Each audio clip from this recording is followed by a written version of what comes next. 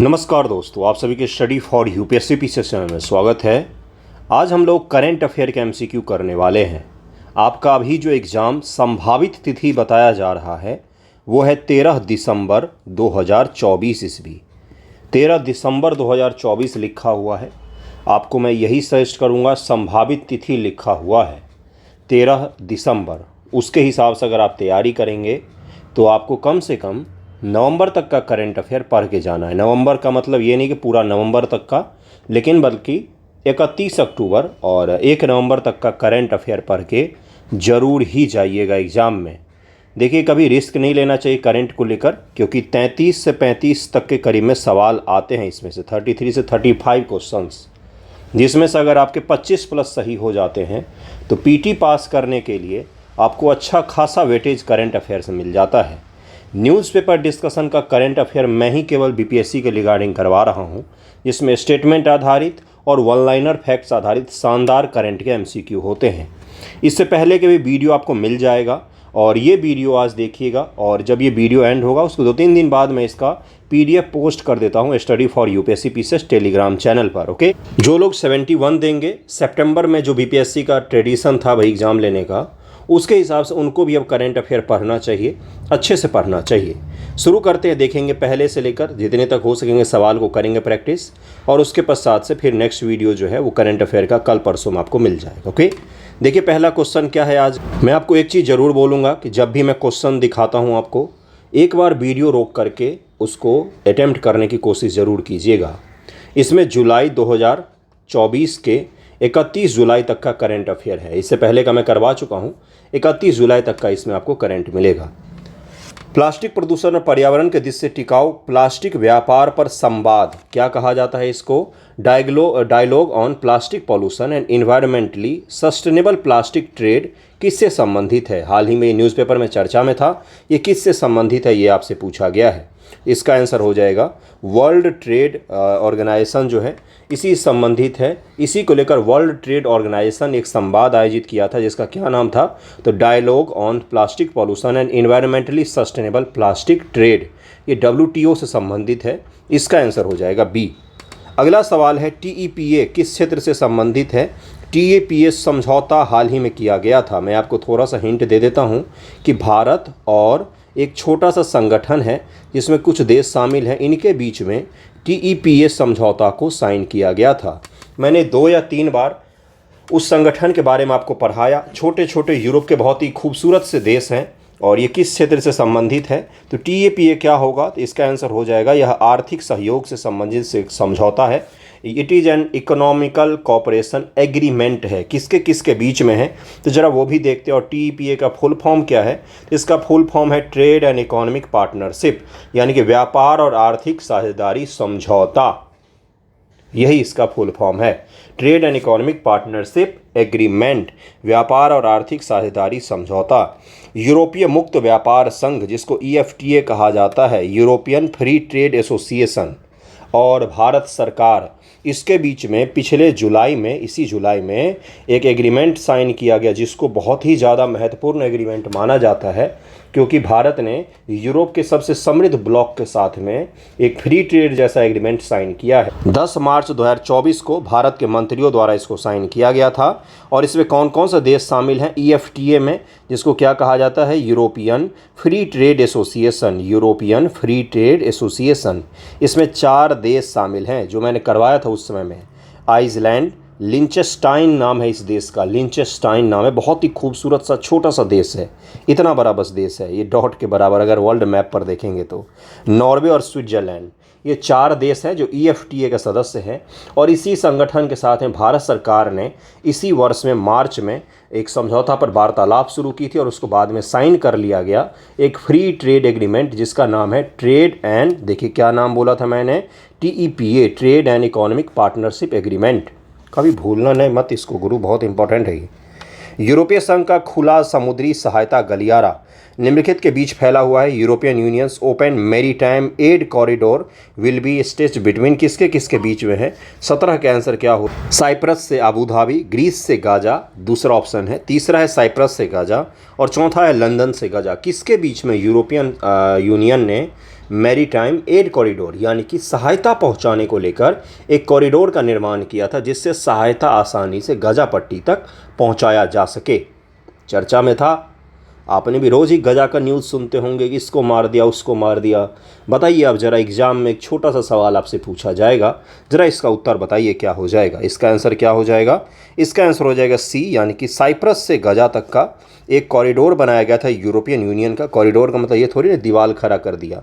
उस कॉरिडोर में इजराइल जो अटैक नहीं करेगा और हमास भी अटैक नहीं करेगा, वहाँ से सुरक्षित तरीके से सहायता, एड का मतलब सहायता ही होता है, वो कहाँ तक पहुँचना चाहिए, तो जो पीड़ित हैं उन तक पहुँचना चाहिए। इसको लेकर एक कॉरिडोर का निर्माण किया गया था, साइप्रस टू गजा। ओके, ये ध्यान में रखिए। अगला सवाल देखिए क्या है, गेलेफू स्मार्ट सिटी परियोजना। सवाल के नंबरिंग को लेकर ज़्यादा टेंशन मत कीजिएगा, जो नंबरिंग है वो रहने दीजिए। सवाल जब बनाया गया तो नंबरिंग में उलटफेट हो गया है, तो आपको पीडीएफ मिलेगा, तो पीडीएफ में जैसे वो पढ़ लेना है, ठीक है। अभी यहाँ पर देखिए सवाल क्या है, गेलेफू स्मार्ट सिटी परियोजना, इसके बारे में पूछा गया है।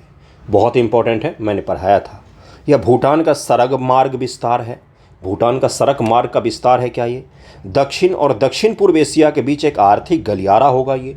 इकोनॉमिक कॉरिडोर के रूप में काम करेगा क्या? गेलेफू स्मार्ट सिटी परियोजना क्या है ये? इसका आंसर क्या हो जाएगा? इसका आंसर हो जाएगा बी, केवल दूसरा यहाँ पर सही है। ये सड़क को लेकर नहीं है, बल्कि भूटान जो देश है उसके दक्षिणतम हिस्से में, असम के उत्तरी हिस्सों में एक गेलेफू स्मार्ट शहर बनाया जाएगा जो भूटान का इकोनॉमिक हब होगा। और माना जा रहा है कि भारत के नॉर्थ ईस्ट यानी कि नॉर्थ ईस्ट और दक्षिण पूर्व एशिया जो आसियान है, इसके बीच में ये एक इकोनॉमिक कॉरिडोर के रूप में काम करेगा, जिससे इस क्षेत्र की पूरी अर्थव्यवस्था तब्दील हो सकती है। यहाँ पर बड़ी बड़ी भारत की कंपनियाँ जो हैं वो निवेश करने जा रही, जिसका नाम क्या है? गेलेफू स्मार्ट सिटी प्रोजेक्ट, जो मैंने आपको पढ़ाया। अगले सवाल पर चलते हैं। अगला सवाल देखिए क्या है। अगला सवाल है आपका कि हाल ही में भारत के कृषि सब्सिडी पर थाईलैंड की चिंता के बारे में मुद्दा उठाया गया था। इसके बारे में निम्नलिखित कथनों विचार कीजिए। भारत में जो कृषि सब्सिडी दी जाती है उसको लेकर थाईलैंड ने कंसर्न जाहिर किया था, जिसके बारे में सवाल पूछा गया है। थाईलैंड भारत के सार्वजनिक भंडारण कार्यक्रम PSH, पब्लिक डिस्ट्रीब्यूशन सिस्टम जो है, को अत्यधिक सब्सिडी वाला मानता है, जो वैश्विक खाद्य कीमतों को विकृत करता है। यानी कि इसमें यह कहा गया था कि थाईलैंड जो है भारत का पब्लिक स्टॉक होल्डिंग प्रोग्राम जो है, PSS जिसको कहा जाता है, यानी कि पब्लिक में बांटने के लिए स्टॉक होल्ड करके रखते हैं फिर बांटते हैं, इसको उसने माना था कि ये वैश्विक खाद्य कीमतों को डिस्टॉर्ट करता है, दुनिया के ट्रेड को डिस्टॉर्ट करता है। सार्वजनिक भंडारण कार्यक्रम से तात्पर्य सरकार द्वारा केवल खाद्यान्न खरीदने और भंडारण करने की प्रथा से है। सरकार जो खरीद कर भंडारण करती केवल उसी का मतलब है क्या? तो PSH, ये आपसे स्टेटमेंट बनाकर पूछा गया है। इसका आंसर क्या हो जाएगा? इसका आंसर हो जाएगा केवल पहला यहाँ पर सही है, दूसरा यहाँ पर गलत है। हाल ही में WTO में थाईलैंड के राजदूत ने भारत पर सरकारी सब्सिडी से वित्त पोषित अनुचित रूप से कम कीमतों पर चावल निर्यात करने का आरोप लगाया था। थाईलैंड की सरकार ने भारत सरकार के ऊपर में वर्ल्ड ट्रेड ऑर्गेनाइजेशन में एक मुकदमा किया, जिसमें उसने बोला कि भारत सरकार अनुचित रूप से कम कीमत पर चावल का निर्यात करता है। अगर भारत चावल का निर्यात कम कीमत पर करेगा तो उससे क्या होगा? जो बाकी के देश हैं जिनका चावल हमसे ज़्यादा महंगा बिक रहा है, उनका चावल कोई नहीं खरीदेगा। इससे वर्ल्ड ट्रेड डिस्टॉर्ट होता है, ऐसा आरोप लगाया गया था। किसके द्वारा? थाईलैंड के द्वारा। ठीक है। थाईलैंड भारत के सार्वजनिक भंडारण कार्यक्रम को अत्यधिक सब्सिडी वाला मानता है, जो वैश्विक खाद्य कीमतों को विकृत करता है। सार्वजनिक भंडारण से तात्पर्य सरकार द्वारा खाद्यान्न खरीदने, भंडारण करने और अंततः वितरित करने की प्रथा से है। सरकार खरीदती है, जमा करती है और फिर अंत में उसको बांटा भी जाता है। पब्लिक डिस्ट्रीब्यूशन सिस्टम जो होता है, जिसको कोटा सिस्टम कहते हैं, उसमें भी तो यही गेहूँ चावल बांटे जाते हैं जो सरकार इकट्ठा करती है। तो केवल इसमें स्टोर करना तक नहीं है, स्टोर भारत सरकार बेचने के लिए नहीं, बल्कि लोगों को भारत सरकार ने क्या दलील दिया था कि हम बेचने के लिए इसको स्टोर नहीं करते हैं, बल्कि अपने लोगों में, भारत 85 से 88 करोड़ लोगों को अन्न वितरण किया जाता है प्रति माह, उसके लिए हम इसको जमा करते हैं। विश्व व्यापार संगठन की स्थापना कब हुई थी बंधुओं? अगला सवाल है। मान लीजिए यही सवाल आपको 69 पेपर में 70 पेपर में दिख जाए तो फिर आप क्या मारेंगे इसका आंसर? विश्व व्यापार संगठन की स्थापना कब हुई? WTO पूछ रहा है यहाँ पर। WTO क्या UN से कोई संबंध है? कोई संबंध नहीं है, बिल्कुल ही अलग अलग बॉडीज़ हैं ये सब, तो ये भी ध्यान रखिएगा। इसका उत्तर क्या हो जाएगा? B, 1995 में हुआ है। उससे पहले GATT था। लेकिन गैट में सर्विस को शामिल नहीं किया गया था, सेवा सेक्टर को शामिल नहीं किया गया था। प्राइमरी सेक्टर शामिल था, सेकेंडरी शामिल था, लेकिन टर्सरी सेक्टर, सेवा सेक्टर का व्यापार वगैरह शामिल नहीं था। लेकिन गैट के तहत, WTO के तहत में तीनों सेक्टर और इसके अलावा जो भी सेक्टर विद्यमान हैं वो सब इसमें शामिल हैं। ओके, केर्न्स समूह किससे संबंधित है? केर्न्स समूह इसको कहा जाता है, ये किससे संबंधित है? प्रदूषण नियंत्रण व्यवस्था है, कृषि व्यापार का उदारीकरण है, उष्णकटिबंधीय वर्षा वन का संरक्षण है। किससे संबंधित है ये? इसका आंसर क्या हो जाएगा? इसका आंसर हो जाएगा बी। ये किससे संबंधित है? तो कृषि व्यापार का उदारीकरण यानी कि लिबरलाइजेशन ऑफ एग्रीकल्चर ट्रेड, इसी संबंधित है केर्न्स ग्रुप। 1986 में इसका ऑस्ट्रेलिया में स्थापना हुआ था। 19 कृषि निर्यातक देश जिसमें Argentina, Australia, Brazil, Canada, Pakistan, New Zealand वगैरह शामिल हैं, उसी को कहा जाता है केर्न्स ग्रुप। केर्न्स ग्रुप कहा जाता है, इसको ज़रूर ध्यान में रखिएगा। भारत इसका सदस्य नहीं है। कृषि व्यापार के उदारीकरण के पक्षधर अर्थात वे आमतौर पर टैरिफ, सब्सिडी व अन्य बाधाओं को कम करने का समर्थन करते हैं जो सीमाओं के पार कृषि उत्पाद के मुक्त प्रवाह में बाधा डालते हैं। उनका मानना है कि इससे दक्षता और आर्थिक विकास को बढ़ावा देकर सभी देशों को लाभ होगा। भारत इस समूह का हिस्सा नहीं है, केर्न्स समूह इसको कहा जाता है। और इस समूह ने हमेशा भारत पर आरोप ही लगाया है कि भारत अपने कृषि उत्पादों के कम दाम के द्वारा दुनिया की जो अर्थव्यवस्था है और दुनिया का जो व्यापार व्यवस्था है उसको डिस्टॉर्ट करने की कोशिश करता है। केर्न्स ग्रुप की स्थापना कब हुई थी? तो 1986 ऑस्ट्रेलिया में हुई थी। ये भी तथ्य ध्यान में रखिएगा, ये काफ़ी इंपॉर्टेंट है, कहीं पर भी नहीं मिला होगा ये करंट अफेयर आपको। न्यूज़पेपर में हमने पढ़ाया था, इसीलिए वहाँ से MCQ बनाया है। G33 समूह के बारे में निम्नलिखित कथनों विचार कीजिए। Consider the following statement about G33 group. यह कृषि व्यापार में विकासशील देशों के लिए विशेष व्यवहार की वकालत करता है। It advocate for special treatment for developing countries in agriculture trade. कृषि में जैसे अमेरिका भी व्यापार करता है, पाकिस्तान भी व्यापार करता है, भारत भी व्यापार करता है, तो अलग अलग देशों के हिसाब से अलग अलग कृषि की व्यापार की प्रथाएं होनी चाहिए। ये चीज़ दुनिया भर में एडवोकेट करता है। इस समूह में 33 सदस्य देश शामिल हैं। समूह विकसित, विकासशील दोनों देशों के साथ समान व्यवहार की वकालत करता है। अब जरा सोचिए, पहला स्टेटमेंट अगर सही होगा तो तीसरा कैसे सही हो जाएगा, है ना? तो थोड़ा सा अगर लॉजिक लगाएंगे ना एग्जाम में भी आप, तो आसानी से देख लेंगे कि कुछ स्टेटमेंट तो एलिमिनेट हो जाएगा। पहला सही होगा तो तीसरा सही नहीं होगा, तीसरा सही होगा तो पहला सही नहीं होगा, है ना? देखिए इसका आंसर क्या हो जाएगा। इसका आंसर हो जाएगा केवल पहला सही है, केवल पहला सही है, बाकी दूसरा तीसरा बिल्कुल गलत है।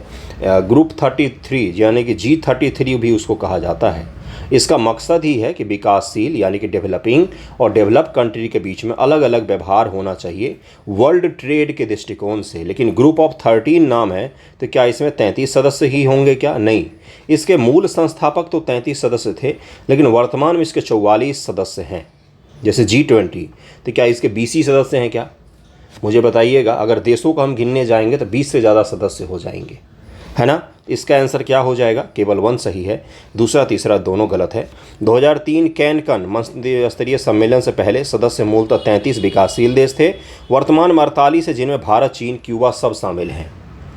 कृषि व्यापार वार्ता में विकासशील देशों के लिए विशेष व्यवहार की वकालत करता है। ये उनका तर्क है कि विकासशील देशों को अपने घरेलू कृषि क्षेत्र की रक्षा करने और खाद्य सुरक्षा सुनिश्चित करने के लिए अधिक लचीलेपन की आवश्यकता पड़ती है। अब अमेरिका में तो भारत की तरह में वहाँ की बहुत बड़ी जनसंख्या को हर महीने अनाज तो नहीं देना पड़ता है ना। हालांकि वहाँ भी प्रचंड गरीबी है गुरु, मैं सही बता रहा हूँ आपको। कोरोना के समय का न्यूज़ मैंने जब देखा था तो मैं चौंक गया था कि कोरोना के समय में वहाँ पर बड़े बड़े फूड ट्रक लगाकर लोगों के बीच में अन्न बांटना पड़ गया था, क्योंकि वहाँ के कल्चर में सेविंग का कल्चर कम है। वहाँ पर है कमाओ और खाओ वाला कल्चर है, वहाँ पर सेव करने का कल्चर थोड़ा सा कम है। इसलिए लोग जैसे ही उनकी नौकरी बंद हुई, जैसे ही बाज़ार बंद हुआ, वैसे ही लोगों को खाने के लाले पड़ गए थे। तो वहाँ भी इस तरह की चीज़ें होती है, लेकिन वहाँ पर किसी को पर मंथ चावल, गेहूँ, चना का दाल तो नहीं देना पड़ता है ना। तो ये आपको समझना पड़ेगा कि विकासशील और विकसित देशों के बीच में व्यवहार अलग अलग होने चाहिए। ये मैं आपको रामकथा क्यों सुना रहा हूँ? रामकथा तो हमेशा अच्छा ही होता है सुनना, इसलिए सुना रहा हूँ ताकि जीवन में कभी फिर आप G33 को भूलें ना, ठीक है? विश्व व्यापार संगठन के शांति खंड पर सहमति कब हुई थी? क्या कहा गया? WTO peace clause was agreed in, कब इस पर साइन किया गया था? तो इस पर किया गया था 2013 ईस्वी में। अंतरिम उपाय के रूप में WTO के सदस्य दिसंबर 2013 में शांति खंड नामक एक तंत्र पर सहमत हुए थे और अस्थायी समाधान के लिए बातचीत करने का वचन दिया था। ठीक है, जिसको पीस क्लॉज कहा जाता है 2013 ईस्वी में। शांति खंड के तहत विश्व व्यापार संगठन के सदस्य विश्व व्यापार संगठन के विवाद निपटान मंच पर किसी विकासशील देश द्वारा निर्धारित सीमा के उल्लंघन को चुनौती देने से परहेज करने पर सहमत हुए थे। यह धारा तब तक लागू रहेगी जब तक खाद्यान्न भंडारण समस्या का अस्थायी समाधान नहीं हो जाता है, तब तक इसको लागू रखा जाएगा। उस महीने में, जिस महीने का ये MCQ है, दरअसल में उस दौरान एक सप्ताह के दौरान WTO बहुत चर्चा में रहा था। उसकी बैठक वगैरह हुई थी, भारत सरकार भी गई थी, तो मैंने ये आपको पढ़ाया था, उसी से सवाल पूछा गया है आपको।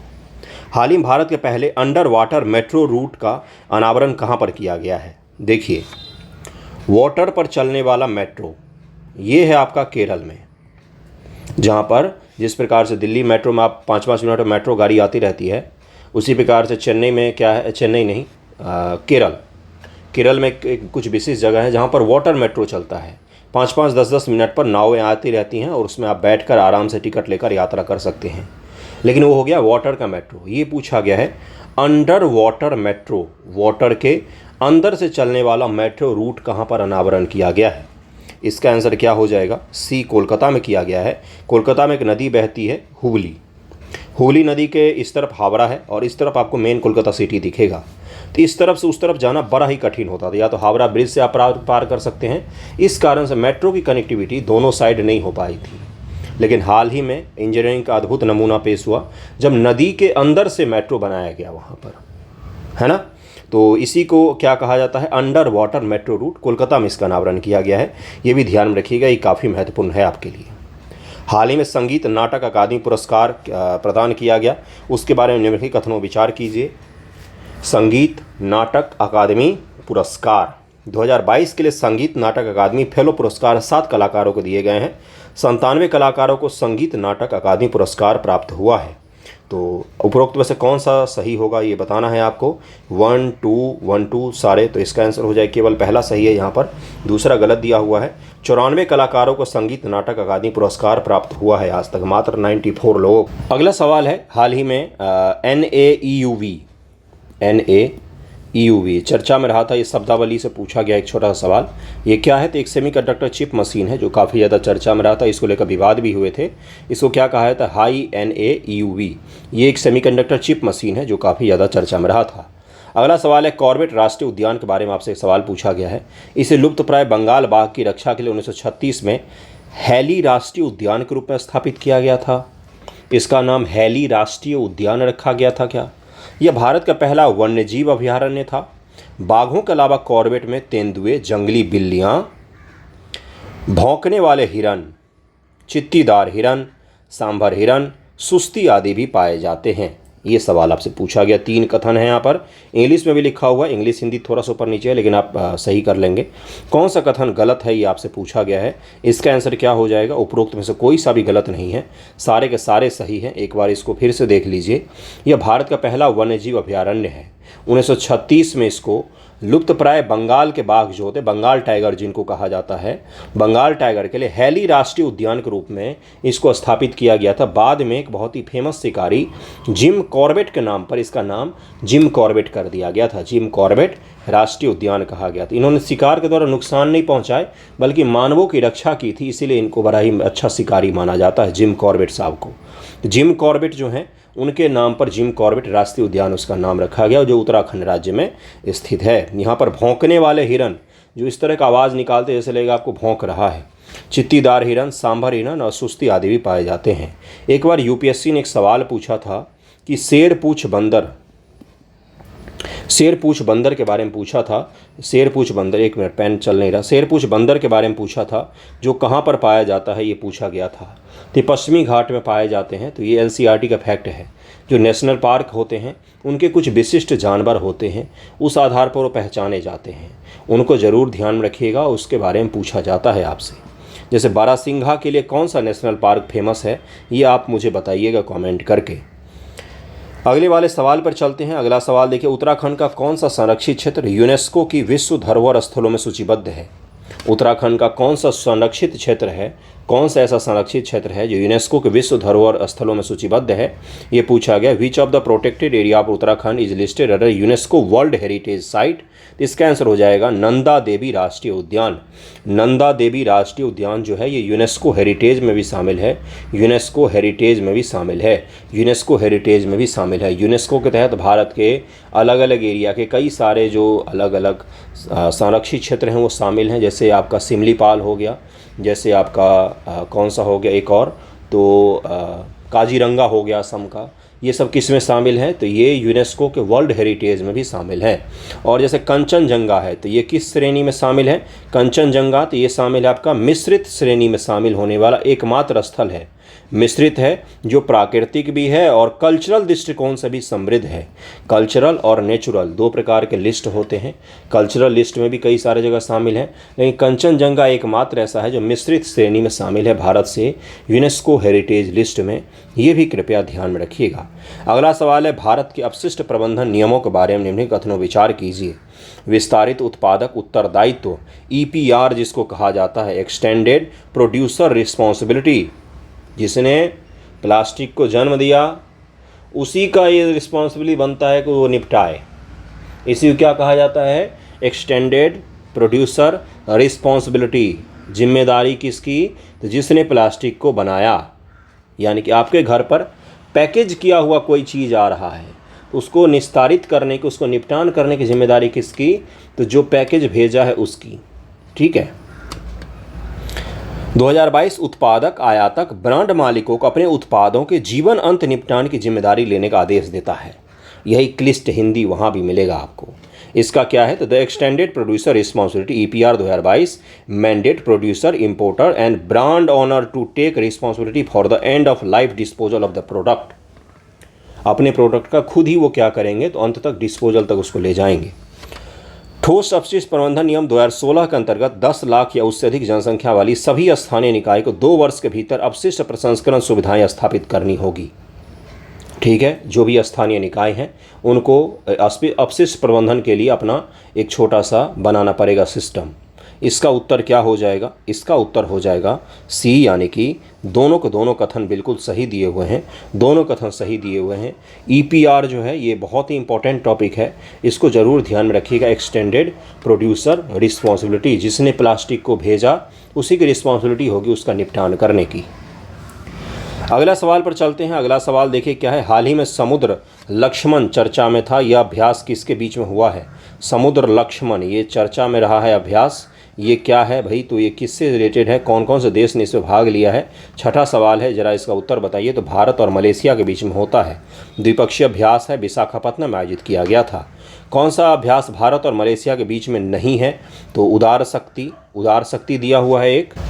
अगला कौन सा है? अगला है आपका हरिमऊ शक्ति, समुद्र शक्ति और उपरोक्त में से कोई नहीं। तो समुद्र शक्ति भारत और मलेशिया के बीच में नहीं होता है, बाकी उदार शक्ति और हरिमऊ शक्ति भारत और मलेशिया के बीच में होता है।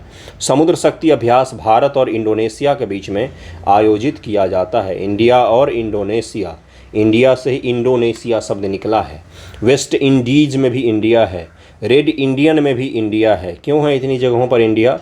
किसी दिन उससे अलग से बात करेंगे हम लोग। काला सागर की सीमाओं पर विचार कीजिए। काला सागर क्या देखने में काला है? नहीं, बिल्कुल नहीं। उसका नाम पड़ गया काला सागर, पता नहीं क्यों पड़ा हुआ है। बुल्गारिया इसकी उत्तरी सीमा पर है। काला सागर की सीमा बुल्गारिया से लगती है। काला सागर क्यों पे चर्चा में रहता है भाई? यूक्रेन, क्रीमिया और रूस, ये सब इसी क्षेत्र में खूब बहुत दिनों से लड़ रहे हैं। तो मालडोवा या मेल्दोवा इसको कहा जाता है, इसके साथ सीमा साझा नहीं करता है। यूक्रेन का बाउंड्री मैंने करवाया था बहुत पहले, 2022 में जब युद्ध शुरू हुआ था तभी मैंने करवाया था। उस समय युद्ध शुरू ही हुआ था। रोमानिया अपनी पश्चिमी सीमा बनाएगा, इससे रोमानिया की सीमा भी लगती है क्या? बताइए इसका कौन सा सही हो जाएगा? कौन सा कथन सही है? इसका आंसर हो जाएगा C, केवल दूसरा तीसरा सही है। बुल्गारिया की उत्तरी सीमा कहाँ से लग जाएगी? इसका केवल दूसरा तीसरा सही था, बाकी पहला यहाँ पर गलत दिया हुआ था। INS जटायु के बारे में निम्नलिखित कथनों विचार कीजिए। INS जटायु के बारे में देखिए क्या है INS जटायु, किसी आंसर में कोई डाउट हो तो निस्संदेह बताइएगा मुझे प्लीज़। INS जटायु के बारे में निम्नलिखित कथनों विचार कीजिए। हाल ही में इसे अंडमान द्वीप समूह में एक उन्नत नौसैनिक अड्डे के रूप में कमीशन किया गया है। नौसैनिक अड्डे के रूप में यह दक्षिणी नौसेना कमान के अधीन काम करेगा। जो सौदर्न नेवी कमांड है हमारा, क्या उसके तहत काम करेगा अंडमान निकोबार द्वीप पर INS जटायु। INS जटायु को अतिरिक्त बुनियादी ढांचे से सुसज्जित किया जाएगा, जिसमें एक हवाई क्षेत्र और कार्मिक आवास भी शामिल होगा, है ना। तो उपरोक्त में से कौन सा कथन सही होगा, तो इसका आंसर हो जाएगा दूसरा और तीसरा सही है। दूसरा और तीसरा सही है, पहला यहाँ पर गलत दिया हुआ है, क्योंकि INS जटायु को हमने अंडमान में नहीं बल्कि लक्षद्वीप में इसको तैनात किया है। कहाँ पर, तो मिनिकॉय द्वीप समूह के नाम से जाना जाता है। लक्षद्वीप द्वीप समूह का मिनिकॉय द्वीप पर एक उन्नत नौसैनिक अड्डे के रूप में कमीशन किया गया है, जिसको INS जटायु नौसैनिक अड्डा नाम दिया गया है। यहाँ पर हवाई पट्टी सहित नौसैनिकों को रहने के लिए आवास वगैरह का भी निर्माण किया जाएगा, और ये बहुत ही उन्नत तरीके का होगा, जिसको हम दक्षिणी कमांड जो है हमारा वो कमांड करेगा इसको।